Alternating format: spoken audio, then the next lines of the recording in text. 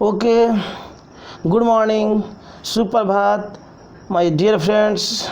आज रविवार है और हर रविवार की भांति मैं इस सप्ताह भी आपके लिए कुछ मोटिवेशनल बातों को लेकर आया हूँ।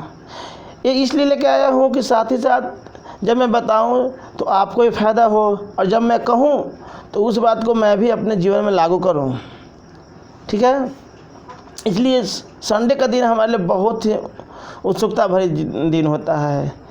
क्योंकि क्या होता है, अपनी बात, अपने दिल की बात आपको कहता हूँ। ऐसे तो जनरली क्या होता है, रोज़ मैं आया, क्लास दिया, आपको अपना चले गए, लेकिन संडे क्या होता है कि अपनी दिल की बात आपके बीच रखता हूँ। और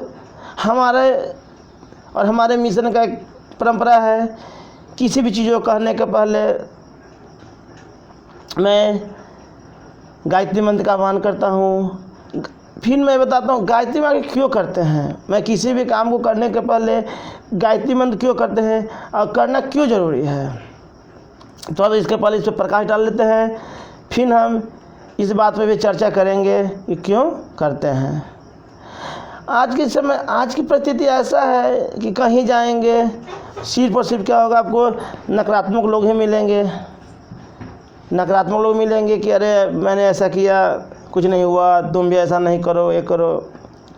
तो ये सब तरह के बचने के लिए क्या करना होता है, हम अपने जीवन में पॉजिटिविटी लाते हैं। और पॉजिटिविटी नहीं रहेगा तो क्या हो जाएगा, हम उसके बातों में फंस जाएंगे। इसलिए एक बहुत ही वैज्ञानिक मंत्र है गायत्री मंत्र। कैसा मंत्र है, बहुत ही वैज्ञानिक मंत्र है। इसे करेंगे आप अपने जीवन में तो फ़ायदा ही फ़ायदा होगा। मैं इसे 2013 से कंटिन्यू करते आ रहा हूँ और जब से मैं कर रहा हूँ तो बहुत ही फ़ायदा है। ऐसा है कि अगर फ़ायदा जुड़ाया जाए तो दिनों लग जाएगा, महीनों गुजर जाएगा, फिर भी क्या होगा, अंत नहीं बातों को होगा। क्योंकि मैं एक ऐसा दलदल में फंस गया था अपने जीवन में कि वहाँ से निकलना हमें मुश्किल हो रहा था, और इस मंत्र ने हमें उस दलदल से पार लगाया है। तो आते हैं, सबसे पहले इस मंत्र के माध्यम से आज हम इस मुकाम तक पहुँचे हुए हैं, आपके बीच अपने बातों को कहने का सक्षम या सामर्थ्य रखते हैं। हम बार बार इसी बात को कहते हैं कि हमें कोई सामर्थ्य नहीं है।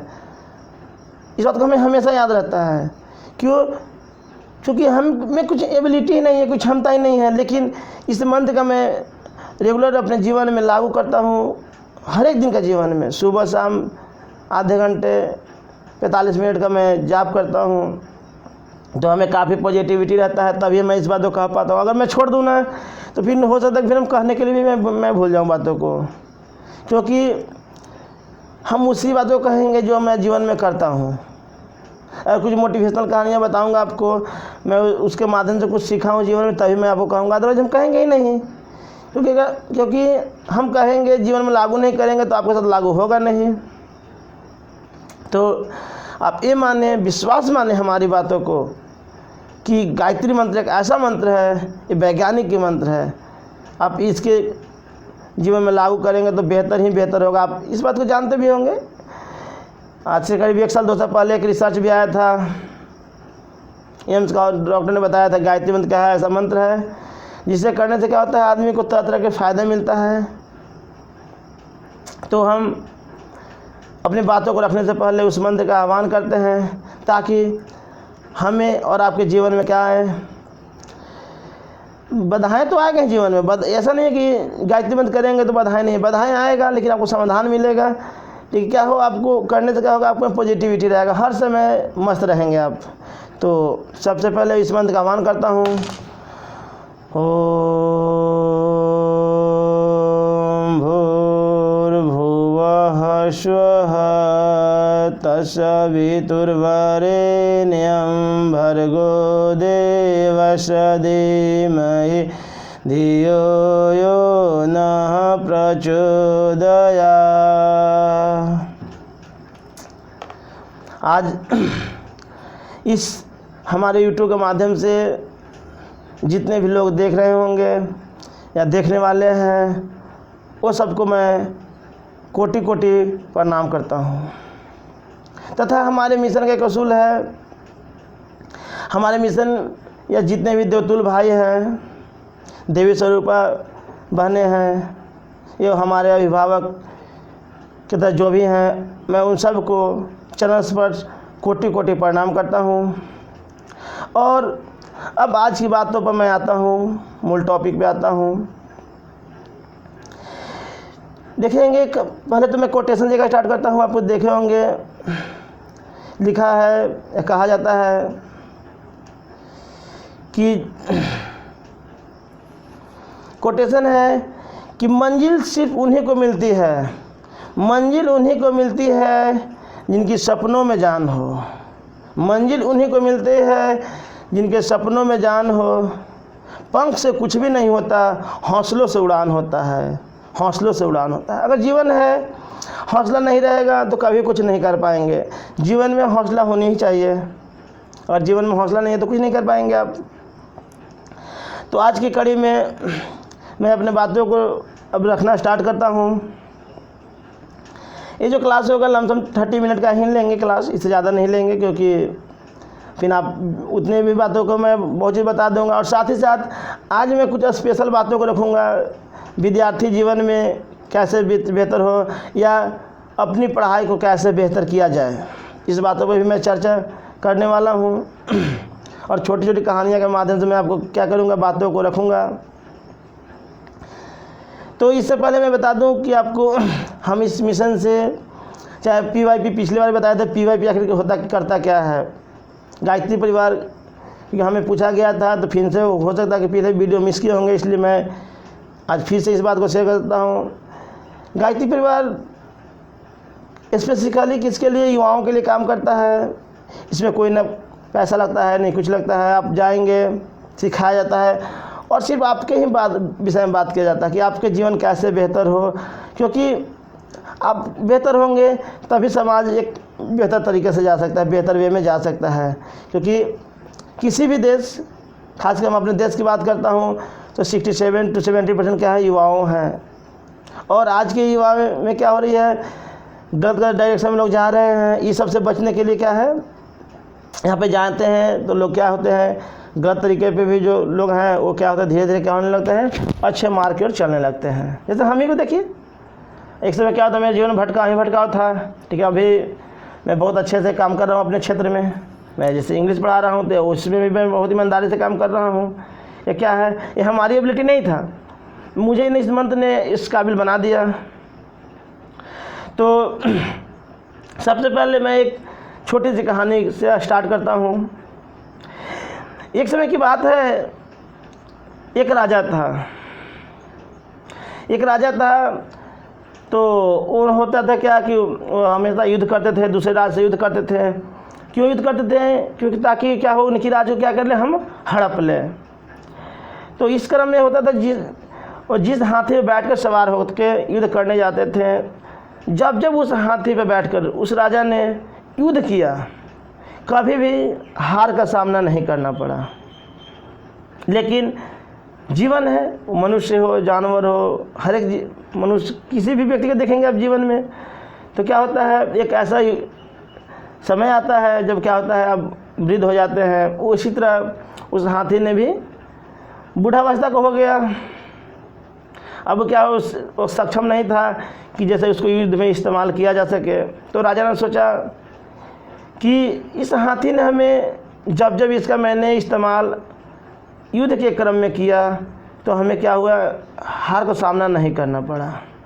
इसीलिए इसके लिए राजकीय सम्मान के लिए एक बहुत सा बड़ा घर बनवा दिए, उसी में अपना रहता था। सुबह हो शाम अपना टहलने जाते था हाथी। लेकिन अचानक एक दिन क्या हुआ कि घूमने के क्रम में एक दलदल में हाथी फंस गया। जब इस बात को फंस गया तो इसका जो भी माने सैनिक थे, उन लोगों ने बहुत निकालने का प्रयास किया, लेकिन जितना प्रयास करता था उतने दलदल में फंसते जा रहा था। तो इस बात को राजा को भी बताया गया, तो राजा भी भाई देखने इस बात को गए, और राजा को भी इस बात से बहुत दुख हुआ कि आज इस हाथी की वजह से हमने इतना युद्ध को जीता हूँ, इतना आज हमारे जो नाम है इसी हाथी की वजह से हुआ है। और आज इस हाथी ने इस मुसीबत में फंस गया है, हमें क्या करना चाहिए, निकालना चाहिए। तो इन्होंने बहुत ही प्रयास किया, अपने सैनिक को बुलवाया, रस्सी बुलवाया, सब खींच खांच किया, माने कि इन्होंने हर संभव प्रयास कर रखे थे। तो इसी समय क्या हुआ, इन्हीं के राज्य में भगवान बुद्ध का आगमन होता है और भगवान बुद्ध राजा से मिलने की चेष्टा करते हैं, इच्छा रखते हैं कि हम महाराज से मिलना चाहते हैं। तो उनके मंत्री ने बताया कि साहब बात ऐसा है कि आज महाराज आपसे नहीं मिल सकते हैं। तो बोले इन्होंने, भगवान बुद्ध बोले आखिर क्या बात है, वजह क्या है कि हमसे नहीं मिलना चाहते हैं या नहीं मिलेंगे। तो बात ऐसा है कि साहब हमारे जो राज्य का जो प्रिय हाथी था इस समय संकट में फंसा हुआ है, से महाराज वहीं पे गए हुए हैं जहाँ पे हाथी फंसा हुआ है। जिन्होंने बोले ठीक है हमें भी ले चलो, हम भी देखते हैं मामला क्या है। इनको भी ले गया। जब वहाँ पे गए तो राजा ने इन्हें प्रणाम वणाम किया, क्योंकि गुरु थे, इनकी इतना ख्याति है। तो बोला कि बस इस बात के लिए तुम इतना परेशान हो रहे हो, ये तो बहुत सी सिंपल सी बात है, इसके हाथी को निकालना तो कोई बड़ी बात है नहीं, ये तो बहुत आसानी से इसको निकाला जा सकता है। तो वो भी आश्चर्यचकित हो गए राजा, सोचे कि ये तो ऐसा बात कर रहे हैं जैसे मैंने और हमारे सैनिक ने पूरा प्रयास कर लिया, उसके बावजूद भी हाथी निकल नहीं पाया। ये बोल रहे हैं कि बहुत आसानी से निकल जाएगा। इन्होंने बोले कि ठीक है, अब जो भी चीज़ को आप अगर आप इस्तेमाल करते हैं युद्ध में, इन्होंने कहा है कि अब जो युद्ध में के लिए जो आज के पहले जो इस हाथी का इस्तेमाल जब अपने युद्ध में किया है, तो जो वाद्य यंत्र जो भी इंस्ट्रूमेंट आपने इस्तेमाल किया है उसी को मंगवाइए।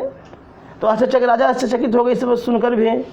लेकिन क्या है, एक गुरु का आदेश होता है, इस बात को मानते हुए उन्होंने अपने सैनिक को आदेश दिया और वो सारे इंस्ट्रूमेंट को मंगवाया गया, जो इंस्ट्रूमेंट को राजा युद्ध में किया करते थे, सब आया। और उसी तरह से जिस तरह से युद्ध की शुरुआत होने से पहले बिगुल बजाया जाता था, उसी तरह से क्या हुआ, बिगुल को बजाया गया। जैसे ही बिगुल बजा तो इस हाथी को एहसास हो गया कि अब हमारे राज्य में कोई संकट है और हमारे महाराज को क्या है, हमारी आवश्यकता हो सकता है या ज़रूरत है। और जैसे ही इस हाथी को इस बात का एहसास हुआ, उस हाथी ने दलदल से बाहर निकल गया। तो महाराज ने पूछा कि आप बताइए इस बात को गुरुदेव, कि मैंने इतना लाख प्रयास किया, जितना प्रयास करे तो उतना दलदल में फंसते जा रहा था और आपने बहुत ही सिंपली में निकलवा कर दिया। तो उन्होंने बताया कि बात ऐसा था, इसे एहसास दिलाने की ज़रूरत था, क्योंकि इसे एहसास भूल गया था। जैसे आपने एहसास भूल गया था कि क्या है, हमें बाहर निकलना होगा, क्या है हमारे भी ज़रूरत हो सकता है महाराज को, ये सब बातों को भूल गया था।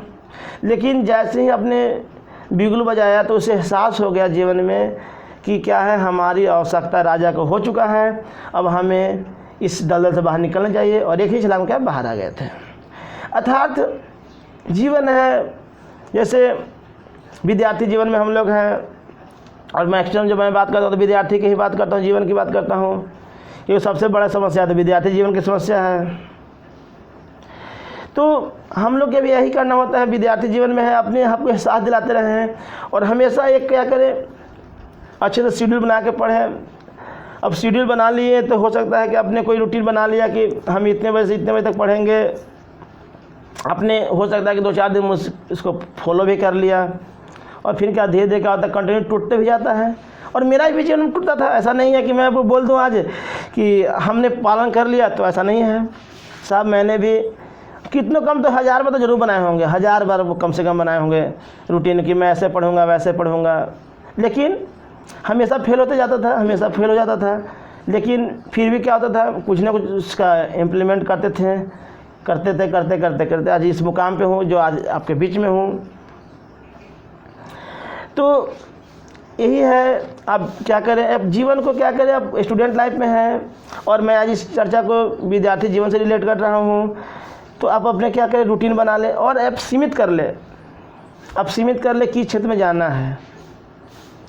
जिस भी क्षेत्र में जाना हो, आप बैंक की तैयारी करते हैं, एसएससी करते हैं, रेलवे करते हैं, यूपीएससी करते हैं, जो भी तैयारी करते हैं आप, उसके लिए आप शेड्यूल बना लें कि उस परीक्षा में पूछता क्या क्या है, जो भी उस विषय में, जो भी उस एग्ज़ाम में पूछता है उसका डिटेल में नेट पर हो या अपने कहीं मित्र से जानकारी ले लें कि उस परीक्षा में पूछता है कैसे, स्ट्रैटेजी कैसे होता है। उसके बाद क्या करें, अपना स्ट्रैटेजी बनाएं, कौन विषय को कितना देर पढ़ना चाहिए। हो सकता है कुछ विषय आपको अच्छा होगा तो उसको कम भी पढ़ेंगे तो चलेगा, ये कुछ विषय ऐसा भी होगा जो आपको बहुत ही कमज़ोर होगा, तो उसके लिए कैसे कितना समय देना होगा। इस क्या करेंगे आप, ऐसे करके आप शेड्यूल बनाएंगे और उस पर क्या करेंगे, नियमित रूप से पालन करेंगे, तो धीरे धीरे क्या होगा, आपका जीवन बेहतर होते जाएगा।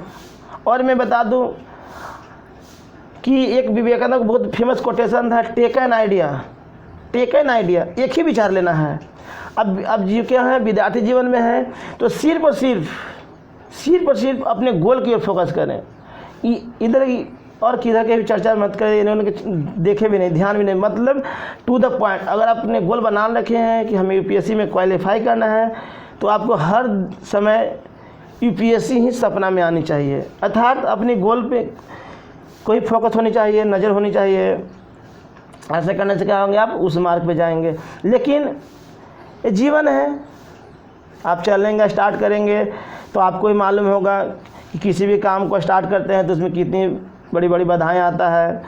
तो उस बाधाएं के लिए क्या है, आपको जीवन में पॉजिटिविटी तो होनी ही चाहिए। तो आप गायत्री मंत्र का सहारा लें, 2 टाइम नहीं तो अब 1 time morning, early in the morning ज़रूर करें। अब स्नान करके क्या करें, पालथी मार करके बैठ जाएं और बायां हाथ नीचे रखें और दायां हाथ ऊपर रखें और दोनों का कहाँ रखें, गोद में रखें और उगते हुए सूरज का ध्यान करें, मेडिटेट करें।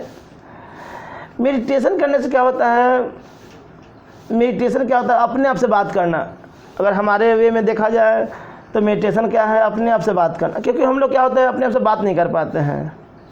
मान लीजिए कि कभी कुछ कहना भी हो तो मंदिर चले जाते हैं, अपने बातों को सुना देते हैं कि प्रभु हमें ये दे दीजिए, वो दे दीजिए, लेकिन वो क्या कहते हैं इस बात को हम सुन नहीं पाते हैं। तो हम मानते हैं कि मेडिटेशन क्या है, अपने आप से बात करना। अब बैठते हैं तो मैं भी बैठता हूँ तो मैं अपने आप से ही बात करता हूँ कि जीवन में और कैसे बेहतर किया जाए और क्या करूँ जिससे आप लोग के लिए भी बेहतर हो सके, और मैं क्या कुछ ऐसा करूँ। तो आप जीवन में मेडिटेट करेंगे तो क्या होगा, आपको अगर आप रास्ता तो भटकने भी लगेंगे, अगर आपका रूटीन ख़राब भी होने लगेगा तो ये आपको ना अच्छा रूटीन कर देगा। और आप अपना लक्ष्य बना के रखें कि कितना देरी कौन विषय पढ़ना है, उस विषय में कैसे एग्ज़ाम आता है, सारी बातों को करेंगे तो आपकी जीवन में बेहतर होते ही जाएगा। तो ये कहानी और मैं बताता हूँ, देखेंगे बिना संघर्ष का कुछ नहीं होता है। अब जीवन में है संघर्ष होना चाहिए। भगवान से अगर हम यही प्रार्थना करते हैं, भगवान अगर हमसे आप खुश रहते हैं, रियली में हमसे आप खुश हैं, तो हमारे जीवन में बाधाएं आप दें, कठिनाइयाँ दें। बिना कठिनाई नहीं देंगे तो क्या होगा, हमें भी मज़ा नहीं आएगा जीने का। क्योंकि जब तक जीवन में समस्या आएगा नहीं तो मज़ा आएगा नहीं। क्योंकि इसीलिए कहा गया व्यस्त रहो मस्त रहो। जीवन में जब तक व्यस्त नहीं रहेंगे मस्त नहीं रहेंगे, और जब तक व्यस्त नहीं रहेंगे तब इंटेलिजेंट नहीं होंगे। इंटेलिजेंट होने के लिए भी क्या व्यस्त होना जरूरी है अपने कार्य में। मैं जब भी बात करता हूँ तो पॉजिटिव की बात करता हूँ, निगेटिव की तो मैं बात करता नहीं हूँ। तो क्या हो, व्यस्त रहें मस्त रहें।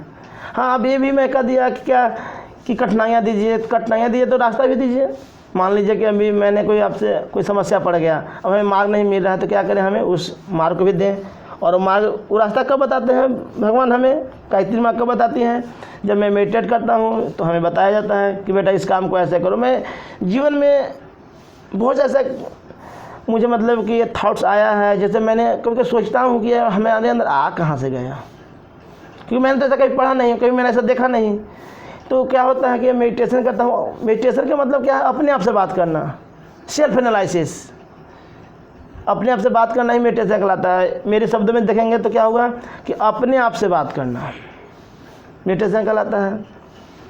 तो एक समय की बात है, एक व्यक्ति ने भगवान पे आरोप लगा रहा था कि भगवान आप हम जैसे किसानों पर ध्यान ही नहीं देते हैं, समय पर बारिश नहीं होते हैं, समय पर धूपा नहीं उगते हैं, इस कारण से क्या होता है फसल समय से बेसमय हो जाता है, फसल अच्छा भी नहीं होता है।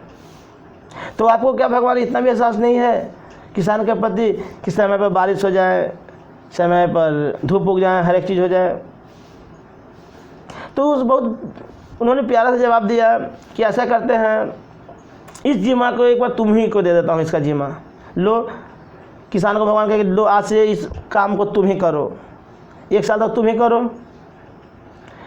तो उस बात तो बड़ा प्रसन्न हुआ, चलो अब बढ़िया बात है, क्योंकि मैं भी किसान हूँ और मैं जब किसान परिवार से बिलोंग करता हूँ तो मैं जानता हूँ कि किसानों का कब रिक्वायरमेंट होता है, बारिश का, धूप का और चीज़ों का। तो उसके हाथ में भगवान दे दिए। अब दे दिए, जब समय पड़े तो वर्षा हो जाए, जब समय पड़े, जब ज़रूरत पड़े धूपा का धूपा हो जाए। और इस बात को किसान कहता, देखे भगवान जी, एक आप थे जो आपको चिंता ही नहीं होता, देख रहे हैं जब आप हमें इस कार्य को सौंपे हैं, देख रहे हैं फसल कितना लहलहा रहा है, एकदम खेत में हरा भरा फसल है, क्या नज़ारा है, किसान कितना लहलहा रहा फसल देख खुश है किसान। ठीक है, अच्छी बात है, फसल तो लहलहा रहा था। जब फसल को कटाई हुआ तो फसल में से दाना ही नहीं निकला, किसी फसल से दाना ही नहीं निकला। तो इस बात से किसान बहुत आश्चर्यचकित हुआ कि साहब ये क्या हुआ, मैंने तो सब समय पर बारिश हुआ, समय पे सब चीज़ हुआ। तो भगवान ने उसको समझाया कि देखो बेटा, मैं भी जानता था, लेकिन समय पर कभी नहीं होता था, कभी कभी आंधी चलते थे। क्यों चलते थे? क्योंकि इसमें सहने की क्षमता आ जाए। अगर सहने की क्षमता नहीं आएगा तो क्या होगा, वो मजबूत नहीं होगा। इसीलिए क्या करते थे, कभी कभी हम आंधी भी चलते थे, क्या कि जैसे क्या वो पौधा को क्या हो, सहने की क्षमता हो। तो अर्थात कहने का मतलब है, जीवन में जब तक स्ट्रगल नहीं होगा, तो इस बात से किसान को एहसास हो गया कि सही बात है, अगर पूरा चीज़ आसानी से ही मिल जाए तो फिर क्या फ़ायदा है। कभी कभी जीवन में क्या मुश्किल से कुछ मिले तो उसका भी आनंद अलग है ना। सब अगर आसानी से मिल जाए तो मालूम चलेगा कि उस रिजल्ट का फ़ायदा ही नहीं मिलेगा, लगेगा अरे ये तो काम मेरे लिए बहुत आसान था। अगर लेकिन उसी को अगर आपको बहुत मुश्किल के प्रयास के बावजूद मिलता है तो उसमें काम में आनंद भी आएगा।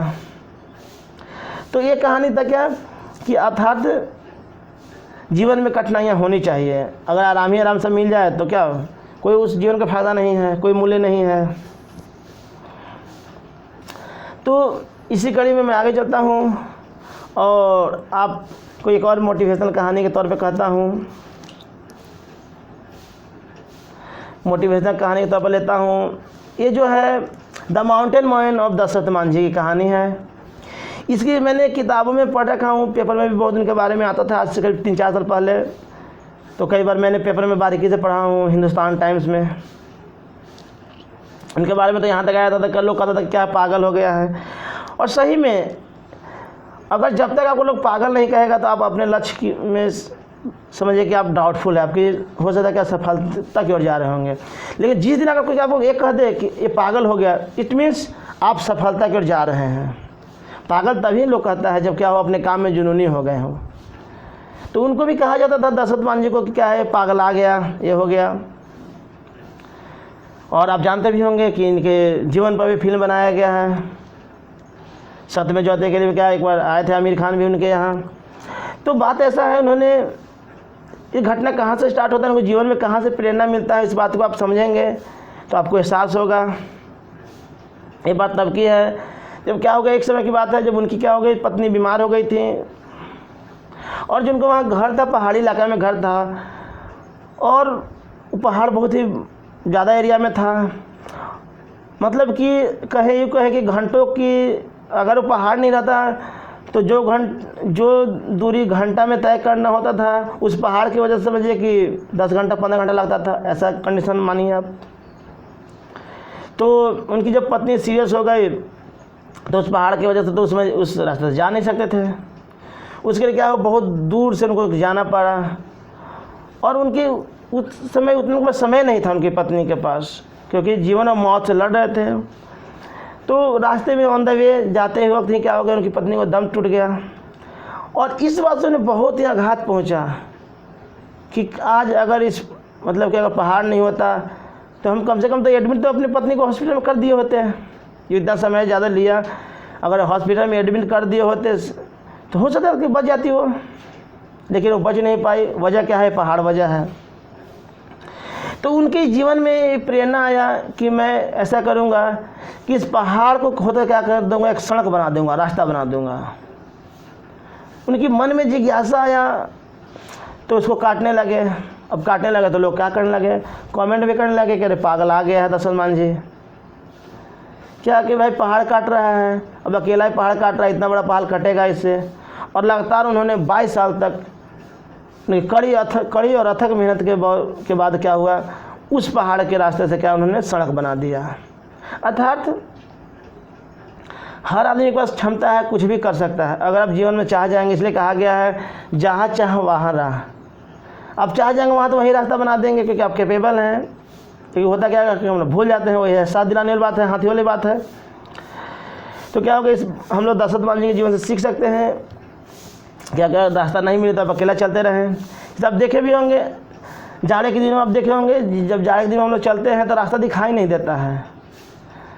तो रास्ता दिखाई नहीं देता है तो क्या करते हैं हम लोग, थोड़ा दूर चलते हैं, फिर आगे की मार्ग दिखाई दे लगता है, फिर आगे जाते हैं तो फिर आगे की मार्ग दिखाई देता है। अर्थात आपने जब ले लिया, प्रॉमिस कर लिया, तो क्या करें, आप बढ़ते रहें।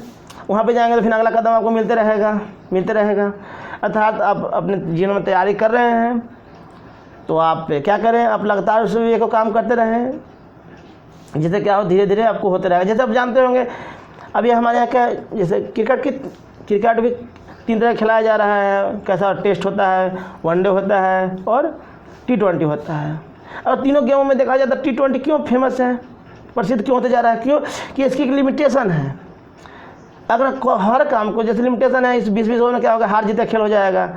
फिर इसके बाद नीचे आता है वनडे गेम, वो भी थोड़ा सा है पॉपुलर, और टेस्ट है कोई पॉपुलर नहीं। टेस्ट में क्या है, कोई पॉपुलरिटी नहीं टेस्ट का, क्योंकि आप खेलते रहिए। अब हो सकता है कि एक ही टीम 5 दिन खेल सकता है, अगर आउट ना हो तो 5 दिन खेल सकता था, तो कोई लिमिटेशन ही नहीं है। तो अगर आप जीवन में सफल होना चाहते हैं, किसी भी क्षेत्र में जाना चाहते हैं, तो आप कितने दिनों में उस मंजिल को प्राप्त करना चाहते हैं। अगर आप चाहते हैं 5 साल में, तो उस तक आप स्ट्रेटजी बनाइए कि ऐसा ऐसा करेंगे तो 5 साल तक कवर कर लेंगे। आप चाहते हैं 3 साल में, तो उस तरह का स्ट्रेटजी बनाइए। अगर आप चाहते हैं नहीं साहब हमको 1 ही साल में चाहिए, तो आप उसके लिए वैसा बनाना पड़ेगा आपको शेड्यूल कि 1 साल में बनाना है। अगर 5 साल के जो लक्ष्य को 1 साल में बनाना चाहते हैं, तो आपको उसके लिए उसी तरह का रूटीन बनाना होगा, उस पर फोकस करना होगा।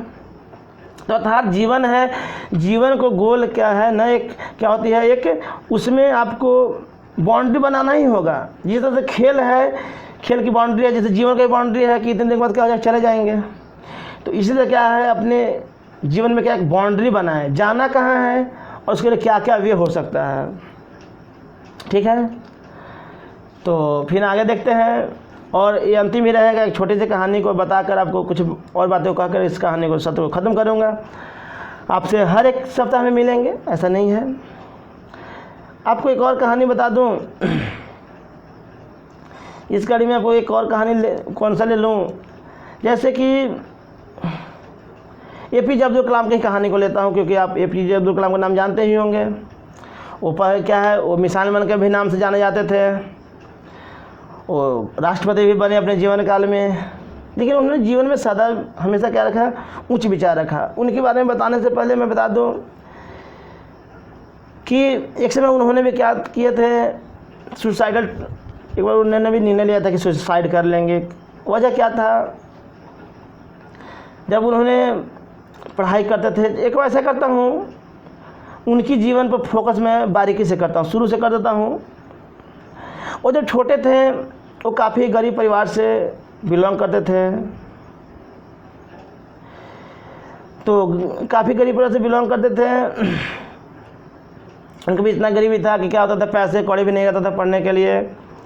तो एक गुरुजी उनको पढ़ाया करते थे, वो फ्री ऑफ कॉस्ट पढ़ाया करते थे। वो 5 बच्चों को ही पढ़ाया करते थे, और कंडीशन था कि वो इस बच्चा को पढ़ाऊंगा जो क्या होगा, अर्ली इन द मॉर्निंग नहा कर ही पढ़ने आएगा। तो सुबह सुबह नहा के पढ़ने जाते थे, उसके बाद आते थे तो पेपर भी बेचते थे। अच्छा, तमिलनाडु से बिलोंग करते थे, रामेश्वर से बिलोंग करते थे। तमिलनाडु में एक रामेश्वर जगह है, इनके पिताजी पेशे थे क्या, मलाह थे पेशे से। तो उसके बाद क्या करते, पेपर भी बेचा करते थे। पेपर, गरीबी था इसलिए पेपर भी बेचते थे। और जब एक बार की बात है, एक घटना मैं बताता हूँ, क्लासरूम में थे, इनका जो मित्र सबसे प्रिय मित्र था, जो 2 हिंदू बालक था।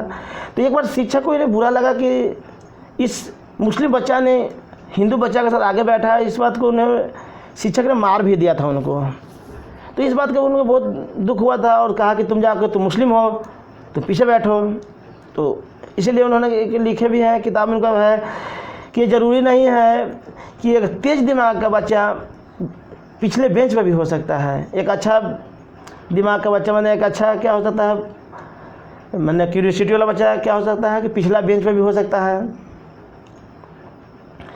तो उनकी जो जीवन है, जब वो बड़े हुए, एक बार एग्ज़ाम देने गए थे तो क्या हुआ, एयरफोर्स का था, उसमें विंग कमांडर का था, तो सीट 8 था, इनका आया था 9 रैंक 9 आया था, मतलब 8 ही का सिलेक्शन था, इनका 9वां रैंक आया था।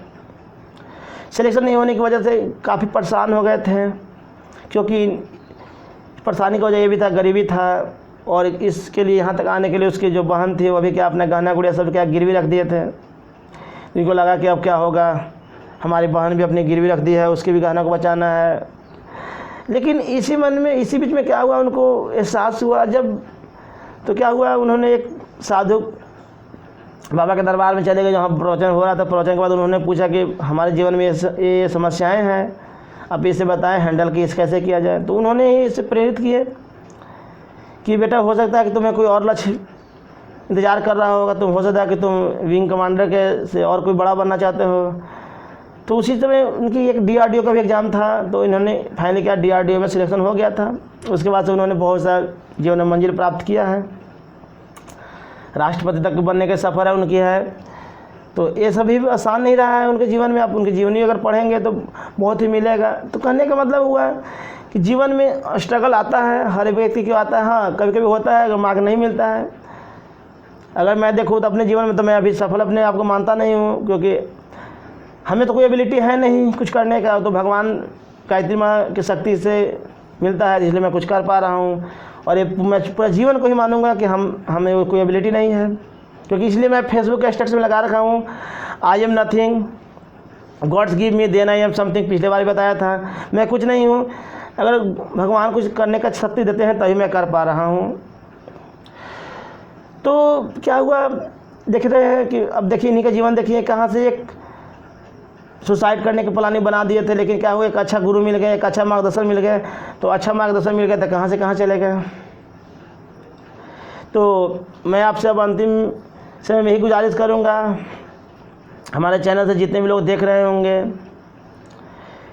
देखेंगे भाषण देना बहुत आसान है। मैं भी आपको बात को बता रहा हूँ, भाषण दिया, भाषण तो आया, मैंने बैठ कर दे दिया आपको भाषण, लेकिन इस भाषण को देने के प्रति मैंने भी इतना जीवन में स्ट्रगल किया हूँ। जब इस गायत्री पर जुड़ा, बहुत ही इम्प्रूवमेंट जीवन में किया हूँ, तभी आज यहाँ पे मुकाम पे हूँ कि आज 2 शब्द बोल पा रहा हूँ। और वही जो बोल पा रहा हूँ मेरा सब नहीं है, मैं तो कुछ हूँ ही नहीं। और इसमें कि जो भी बात आपको अच्छा लगता है वो तो गुरुवर का है, वो तो हमारे परम पूज्य गुरुदेव और माता जी का आशीर्वाद है हमारे साथ कि मैं ये बात बोल रहा हूँ। या तो हमारे पास तो शक्ति नहीं, हम तो एक शब्द बोल भी नहीं पाते हैं। तो आप अपने जीवन में कभी भी अहंकार को प्रवेश नहीं होने दें। अगर मैं इस बात को मैं भी कभी कर सकता था, क्योंकि मैंने गुरुदेव से सीख लिया, अब मैं बोलूँगा कि मैंने ऐसा कर दिया, मैं आपको भाषण दे दिया, मैंने आपको सिखा दिया।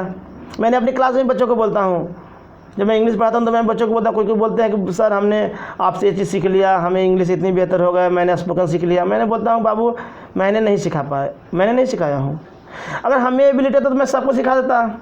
हमारे कितने भी विद्यार्थी जो आज नौकरी कर रहे हैं वो भी बताते हैं कि सर आपने हमें हेल्प किया, हम यहाँ पहुँचा दिए। मैंने कहा कि नहीं, हमने कैसे पहुँचा देता, अगर मुझे पहुँचाने का रहता तो मैं सबको पहुँचा देता, सब विद्यार्थी को नौकरी लगवा देता, सब विद्यार्थी को मैंने अंग्रेजी सिखा देता। तो अर्थात आप उस चीज़ को करते हैं, श्रेय हमें दे देते हैं। इसी तरह से हम कुछ भी नहीं कर पाते हैं, ये जो गुरुवर का जो कृपा है वही हमें दे रहे हैं। तो आपके लिए मैं प्रार्थना करता हूँ, आप अपने जीवन में पहले तो आप जीवन में अच्छे बातों को लाएं। पढ़ने से पहले क्या होता है कि आप अपने जीवन को अच्छे बनाएं। जब जीवन में आपको अच्छे पॉजिटिविटी आने लगा तो उसका रिजल्ट भी अच्छा होने लगेगा। और एक बात तो जरूर ख्याल रखेंगे, हंसते रहें, मुस्कुराते रहें। जीवन में कठिनाई से कठिनाई भी होता है, आप मुस्कुराएं ज़रूर। अगर मुस्कुराते हैं तो समझिए ना, आप अगर 10 मिनट मुस्कुरा लिए जीवन में तो समझिए कि आप क्या है, आप 1 लीटर दूध पी लिए। तो हम आपसे गुजारिश करेंगे, सबसे पहले आप गुजारिश करेंगे, आप मेडिटेशन करना तो शुरू करें ही करें। और साथ में साथ एक बात और ध्यान रखें, मुस्कुराना जीवन में पहले आप अप्लाई कर दें।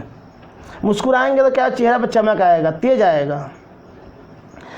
तो मैं सबसे भाव भरी प्रार्थना करता हूँ कि हमारी बात को सुनने के लिए और हमें आप लोग जितना प्यार दे रहे हैं इसके लिए मैं कोटि कोटि सबको प्रणाम करता हूँ। धन्यवाद।